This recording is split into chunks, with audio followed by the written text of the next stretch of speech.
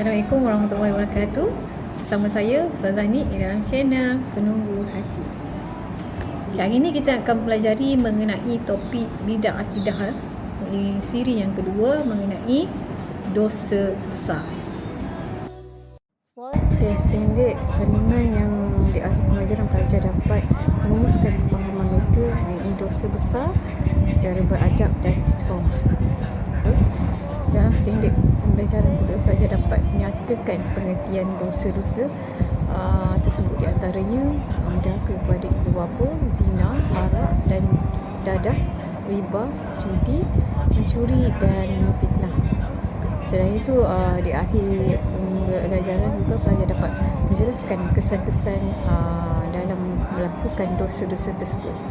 Sebelum ini yang telah kita pelajari mengenai pengertian dosa besar, iaitu kesalahan yang dikenakan hukuman tertentu hidup di dunia dan malah amaran keras daripada Allah Subhanahu Wa Taala, menjadi azab di akhirat bagi mereka yang melakukan dosa besar ini.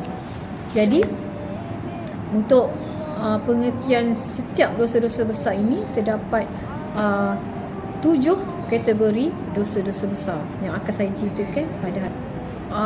Di antara salah satu dosa besar yang wajib kita jauhi adalah pertamanya adalah menderhaka kepada ibu dan bapa. Okey, apa maksud dia? Pengertian dia adalah tidak mentaati perintah Allah yang tidak selagi tidak bertentangan dengan syariat, iaitu dengan melakukan penyinggungan perasaan ibu bapa dengan berlaku kasar terhadap ibu bapa. Maka itu adalah derhaka kepada ibu bapa. Kategori yang kedua adalah kategori dosa besar yang kedua adalah zina. Okey, apakah yang dimaksudkan dengan zina? Zina ini melakukan persetubuhan haram di antara lelaki dan perempuan tanpa ikatan yang sah. Itu dipanggil sebagai zina. Yang ketiga dipanggil sebagai dosa besar, iaitu arak dan dadah. Okey, apa yang dimaksudkan dengan arak? Arak adalah sejenis minuman yang memabukkan yang diperbuat daripada buah-buahan yang diperam lama. Dadah pula adalah bermaksud sejenis bahan yang menghayatkan sehingga menghilangkan kewarasan daya fikir manusia itu sendiri, kewarasan akal manusia itu sendiri. Riba juga kategori riba termasuk di dalam dosa-dosa besar. Okey, apa yang dimaksudkan dengan riba? Okey, riba ini adalah dengan bermaksud penambahan bayaran ataupun faedah dalam urusan pinjaman, hutang bihutang, pertukaran makanan yang sejenis dan pertukaran wang mata wang. Ini akan berlaku riba jika berlaku urusan pembayaran dan jual beli yang berlaku di antara kedua-dua belah pihak bila berlaku dalam satu perniagaan. Jadi di antara salah satu juga kategori dosa-dosa besar yang mana maksudnya adalah pertaruhkan dengan meletakkan wang ataupun barangan yang berharga sebagai pertaruhan pertandingan dalam mendapatkan sesuatu habuan yang lumayan. Untuk yang keenam, dosa besar ialah mencuri. Okey, itu apa yang maksudkan mencuri? Iaitu mengambil hak orang lain secara sembunyi tanpa izin. Dan yang terakhir adalah memfitnah.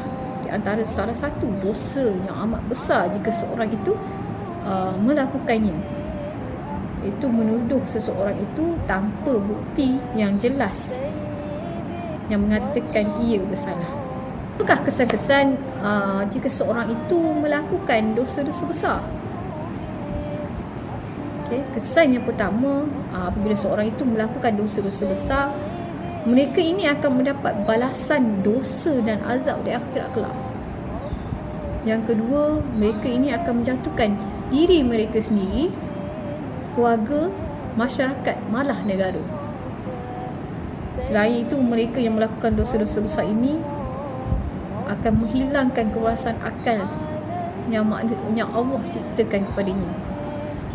kesan buruk jika seseorang itu melakukan dosa besar, di antaranya mereka ini akan memecah belahkan masyarakat dengan terputusnya ikatan silaturahim, selain meningkatkan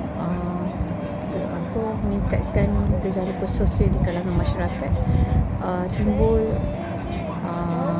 pengabaian tanggungjawab di kalangan mereka disebabkan mereka melakukan jenayah itu ataupun mereka melakukan dosa besar tersebut. Cara untuk menghindari kita daripada melakukan dosa-dosa besar, yang pertamanya adalah dengan kita mendalami ilmu agama dan meningkatkan ketakwaan kita kepada Allah Subhanahu Wa Taala. Itu yang pertama. Yang kedua, cara untuk mengelakkan diri kita dan terus melakukan dosa besar ini adalah cara yang terbaiknya adalah memilih rakan yang baik dan berakhlak mulia, yang mana rakan yang baik akan mengajak melakukan perkara yang baik. Yang ketiga adalah dengan meningkatkan amal ibadah kita dengan melakukan amal soleh. Okay? Sehingga dengan ini dapat menghindari kita daripada melakukan perkara negatif dan menzalimi, istighfar dan berdoa supaya sentiasa dijauhi daripada melakukan dosa. Untuk mengelakkan daripada kesan beruk melakukan dosa-dosa besar ini dan terus berlaku, hendaklah kita meyakini bahawa setiap perbuatan yang kita lakukan dilihat oleh Allah Subhanahu Wa Taala.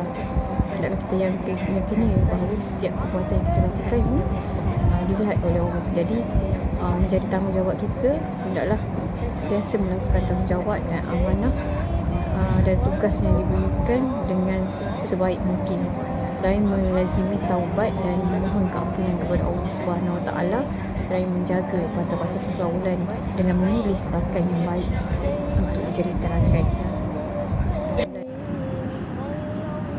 Okey, akhir kata dari saya, ingat setiap dari kita banyak melakukan dosa.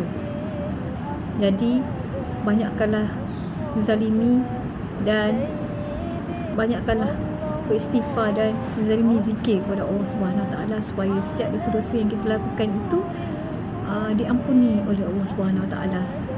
Jangan kita terus melupakan setiap apa yang telah kita lakukan dengan membiarkan dosa itu tidak diampuni.